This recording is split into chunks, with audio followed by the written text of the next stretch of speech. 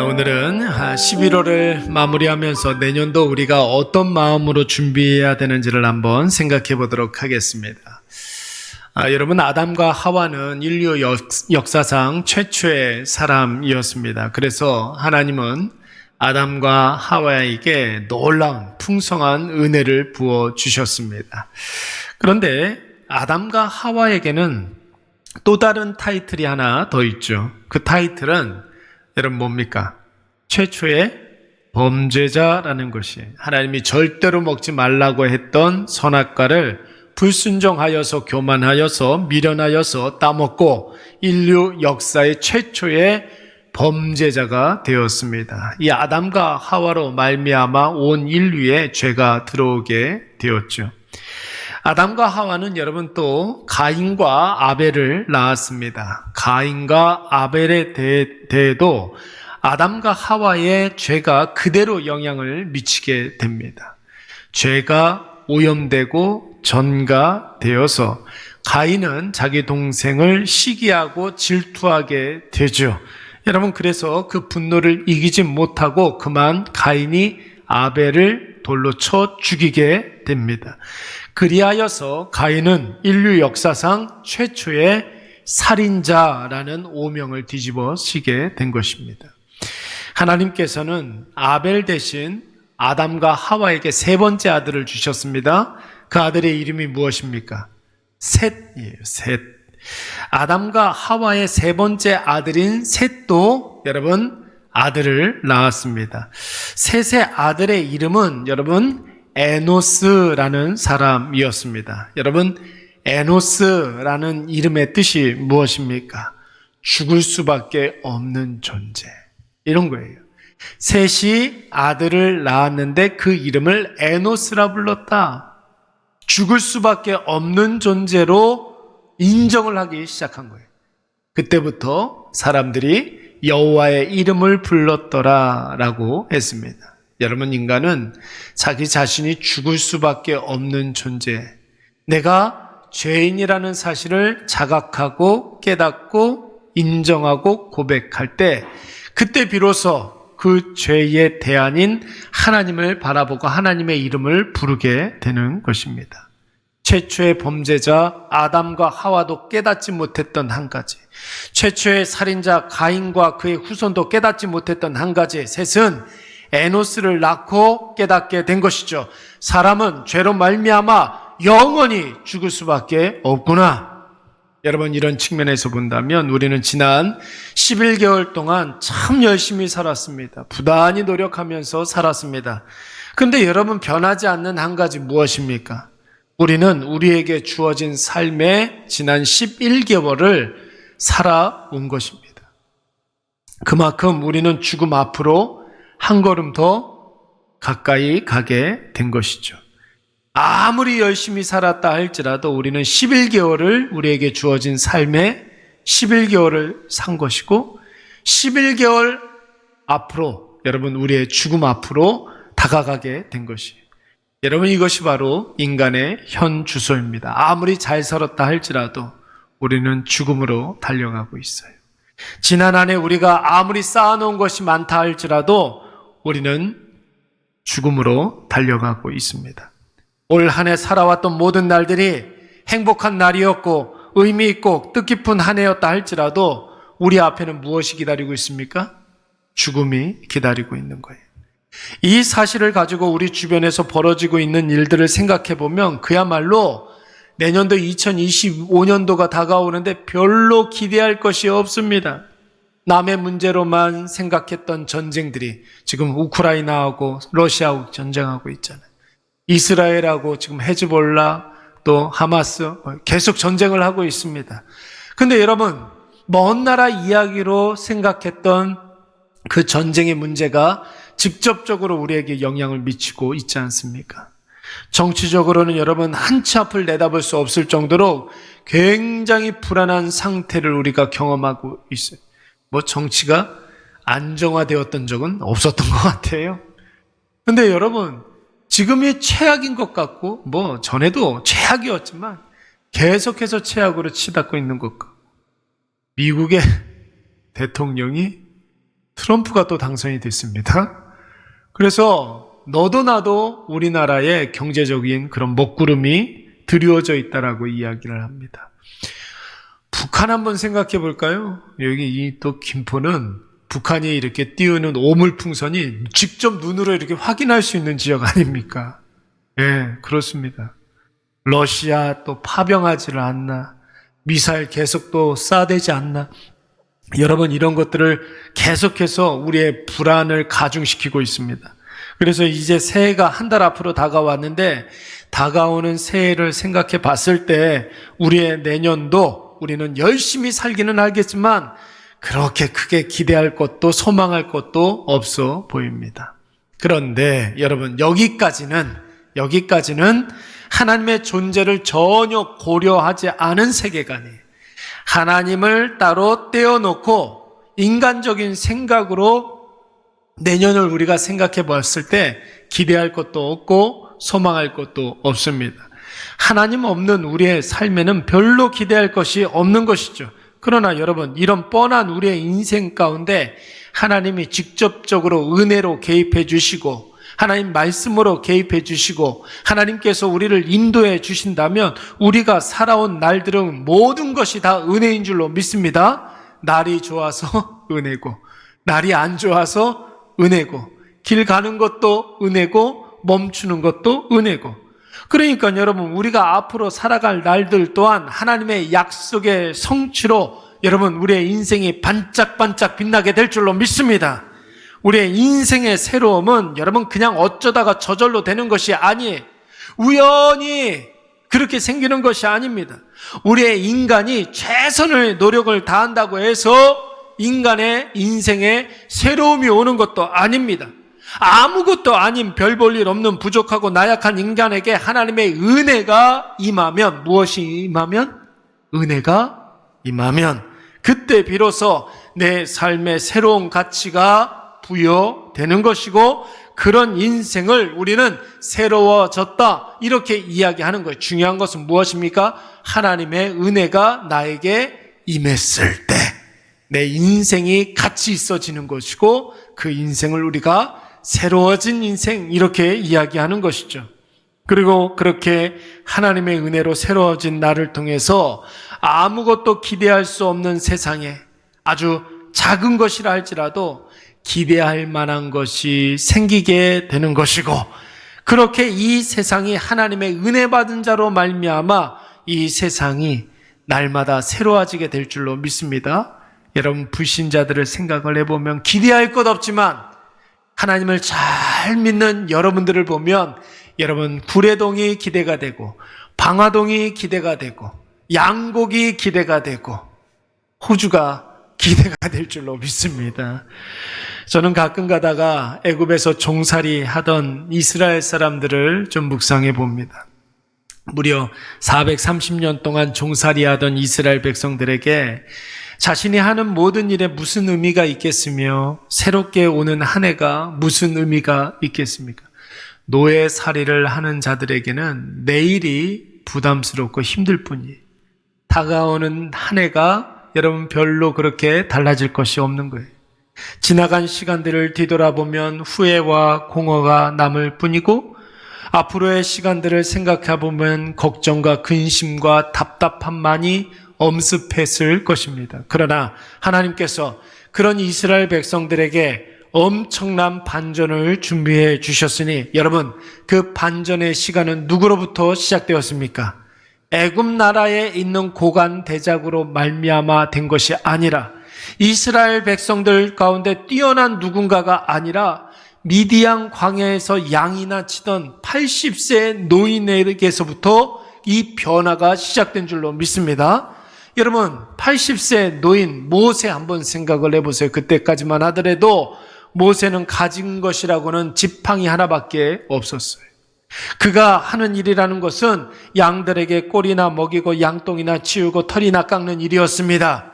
그러나 하나님이 그에게 은혜를 부어주시고 그와 함께 하시며 그와 긴밀하게 교제를 나누시고 소통을 하셨을 때에 이스라엘 백성들에게 새로운 변화가 일어난 줄로 믿습니다. 새로운 복락을 주시는 거예요. 하나님께서 새로운 미래를 보장시켜 주신 것입니다. 전혀 예상하지 못했던 평범한 양치기로부터 기대할 것 없는 한 민족이 완전히 새로워졌고, 그 새로움을 통해서 그들의 역사가 다시 출발하게 된 줄로 믿습니다. 오늘 우리는 11월의 마지막 주일을 보내고 있습니다. 여러분, 11월을 시작할 때 저는 여러분들에게 항상 하는 말씀이 있어요. 11월은 한 해를 마무리하는 달이다. 그리고 다가오는 12월은 한 해를 준비하는 달이다. 이런 이야기를 자주 합니다. 여러분, 이 말을 매해마다 하는데 사실 11월을 마무리하는 달로, 12월을 준비하는 달로 여기고 최선을 다하여 마무리하고 준비하는, 기도로 준비하는 사람 별로 없습니다. 왜 그러겠습니까? 우리에게 주어진 하루하루를 살아가다 보면, 주어진 일들을 해내다 보면 11월인지 12월인지 모르게 정신없이 살아가는 것이 여러분 우리의 현실이에요. 그러나 사랑하는 성도 여러분, 꼭 기억하십시오. 우리가 아무리 정신없이 살고 바쁘게 살고 삶에 치여 살아도 그 모든 일들이 의미가 없고 가치가 없으면 우리에게 남은 것은 결단코 후회밖에 없는 거예요. 공허밖에 남지 않는 것입니다. 그러나 우리에게 이미 임한 하나님의 은혜를 우리가 깊이 묵상하고 그 은혜에 대하여 날마다 감사하면 우리의 삶에 가치가 느껴지게 되고, 그 가치가 기쁨이 되게 되고, 여러분, 기쁨과 감사가 충만한 사람들은 그의 모든 삶 가운데 하나님 아버지 앞에 영광 돌려드리는 귀한 삶을 살게 되는 것입니다. 그 은혜, 그 감사, 그 기쁨으로 우리에게 주어진 하루하루를 살아간다면 여러분, 11월에 감사하고 12월 달에 결단하고 다짐하지 않아도 우리의 매일은 하나님 앞에서 언제나 새로운 날이 될 줄로 믿습니다. 은혜에 감사하고 기뻐하고 내일을 소망할 수 있다면 여러분, 그 사람의 하루하루는 날마다 새로운 하루가 되는 것입니다. 여러분, 그런 사람을 통해서 하나님의 뜻이 우리의 현재와 미래의 시간에 이루어지는 것이죠. 그런 사람을 통해서 여러분, 하나님의 뜻이 나뿐만 아니라 우리 가정과 직장과 우리의 교회에, 더 나아가 우리나라 대한민국과 온 세상 열방에 그 새로움이 계속해서 흘러가게 될 줄로 믿습니다. 그러기 위해서 여러분, 우리가 어떻게 해야 되겠습니까? 어떻게 해야 되겠습니까? 기대할 것 없는 이 세상에 기대의 요소가 되기 위해서, 걱정투성이인 내일의 시간이 말씀 성취의 시간이 되기 위해서 우리가 먼저 하나님 앞에 거룩한 산 제물이 되어야 할 줄로 믿습니다. 그러기 위해서 우리가 먼저 우리의 모든 삶을 하나님 앞에 거룩히 드리는 산 제사가 되어야 하고, 우리 자신은 하나님 아버지 앞에 거룩한 산 제물이 되어야 한다는 것이, 여러분, 우리에게 무슨 자격이 있어서 하나님의 대책이 될 수 있겠으며 하나님께 구별하여 드릴 거룩한 산 제물이 될 수 있겠습니까? 오늘 우리가 읽은 본문의 말씀은 우리 사랑하는 일회교회가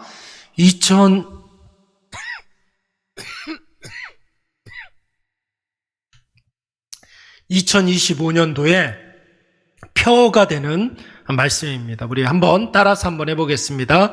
나의 마음과 정성을 다하여 심으리라. 시작. 나의 마음과 정성을 다하여 심으리라.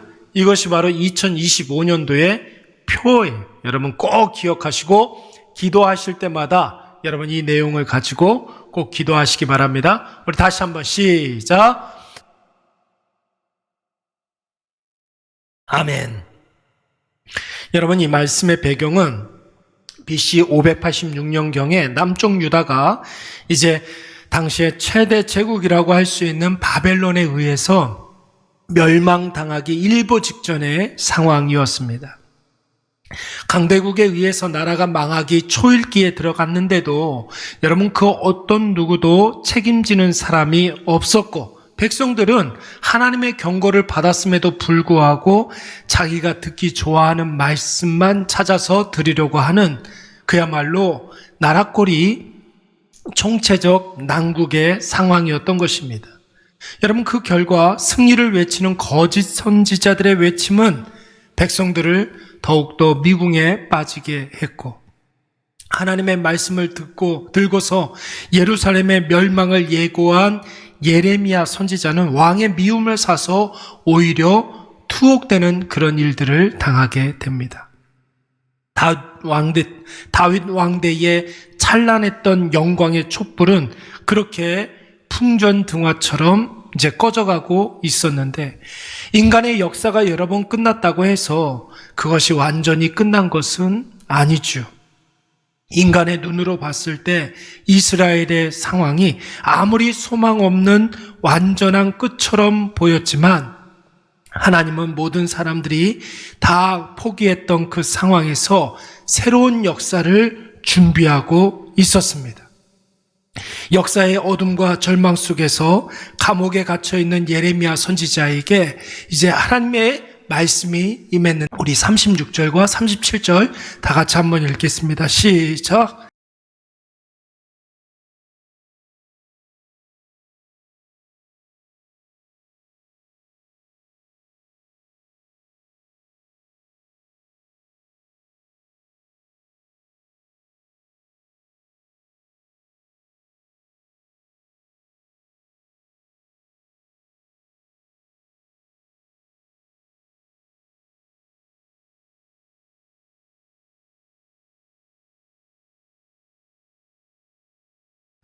드디어 BC 586년에 남쪽 유다는 바벨론의 느부갓네살 왕에 의해서 완전히 패망하게 됩니다.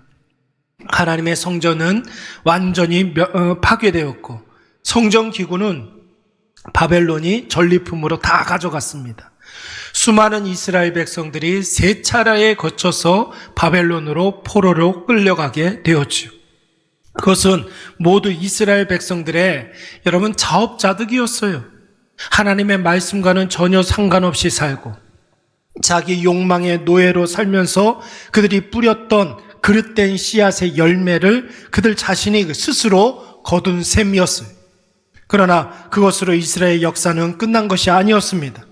하나님은 바로 그 시점부터 새로운 역사를 계획하고 진행시키신 줄로 믿습니다. 여러분 38절부터 41절까지의 말씀을 보시면은 38절 말씀에 뭐라고 그랬어요? 이스라엘 백성은 누구의 백성이라고요? 하나님의 것이라고 그랬어요.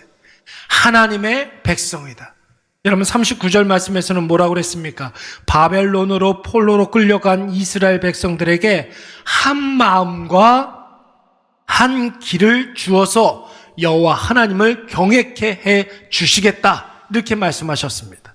40절 말씀에서는 하나님이 이스라엘 백성들을 절대로 떠나지 아니하고 무엇을 주시겠다고요? 복을 주시겠다 약속하셨습니다.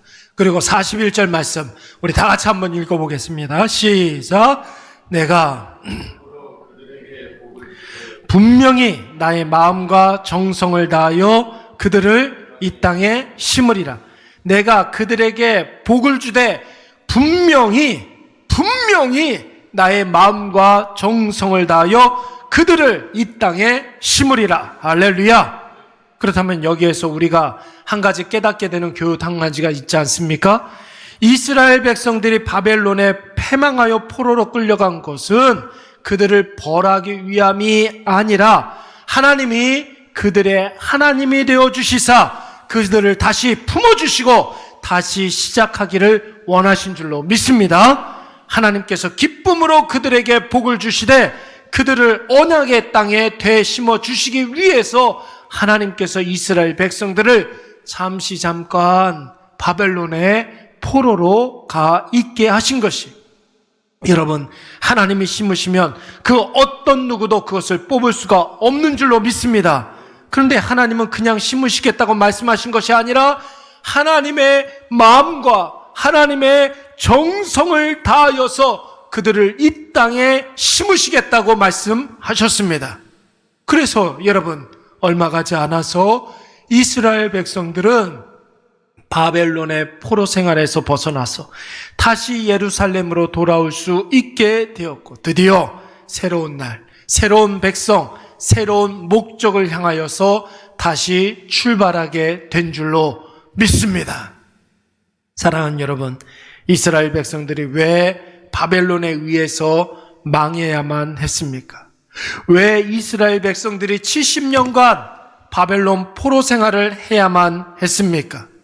하나님께서 그들을 새롭게 하여 주시사 거룩한 산제물로 완전히 그들의 존재를 변화시키고 그들의 신분도 변화시키고 그들의 소속을 변화시키기 위해서 이스라엘 백성들을 70년간 하나님의 그 놀라운 경륜 가운데 그들을 잠시 잠깐 포로로 가 있게 하신 것이죠. 그리고 하나님은 그렇게 새로워진 이스라엘 백성들을 그 시대의 새로운 대안으로 대책으로 사용하여 주셨습니다. 여러분, 누차 말씀을 드리지만 12월 한 달은 새로운 한 해를 준비하는 달이라고 했습니다. 2025년도 우리 교회의 표어는 오늘 이 말씀, 나의 마음과 정성을 다하여 심으리라, 이것이 여러분 우리의 표어가 됩니다. 여러분, 하나님께서 우리를 새롭게 하시사 우리를 이 땅에 심으시고 이 땅에 새로운 열매 맺기를 기대하고 있습니다. 우리 사랑하는 일해가족 모두가 하나님의 기대를 한 몸에 받는 귀한 하나님의 새로움의 씨앗이 되시기 바랍니다. 물론 올해나 내년이나 달라지는 것은 별로 없을 거예요. 상황이 달라지지 않아도, 여러분 환경이 달라지지 않아도 내가 달라지고 내가 변화되어지면 여러분 모든 것이 새로워지는 것 아니겠습니까? 그래서 하나님은 하나님의 마음과 하나님의 정성을 다하여서 우리를 이 땅에 심어 놓으신 것입니다. 오늘 나를 이 땅에 심으신 하나님을, 하나님의 마음과 정성을 다하여 나를 심어주신 그 하나님을 나의 하나님으로 여기고 나의 하나님을 확신하고 기대하시기 바랍니다. 그리고 하나님 앞에 우리 자신을 거룩한 산 제물로 구별된 하나님의 방법으로 온전히 드리시기 바랍니다. 결단하고 다짐하기를 다가오는 한 해도 하나님의 대책으로 살겠습니다. 모든 문제에 하나님의 실마리로 살겠습니다. 여러분, 이러한 다짐이 우리 가운데 있어야 될 줄로 믿습니다. 하나님께서 우리 한 사람 한 사람을 통해서 하나님의 마음과 정성을 다하여 일회교회에 심으실 것이요, 우리 가정과 직장에 심어주실 것이며 반드시 풍성한 열매를 거두게 될 줄로 믿습니다. 사랑하는 여러분, 결단코 잊지 마십시오. 새해는 그냥 주어지는 것이 아닙니다. 하나님의 마음과 정성을 다하여 우리를 새롭게 심어주시는 그 하나님의 은혜 안에서 우리가 우리 자신을 가꾸어 갈 때 그때 비로소 새해가 되는 것입니다. 하나님께서 마음과 정성을 다하여 저와 여러분을 새롭게 해 주실 줄로 믿습니다. 우리 다 자리에서 일어나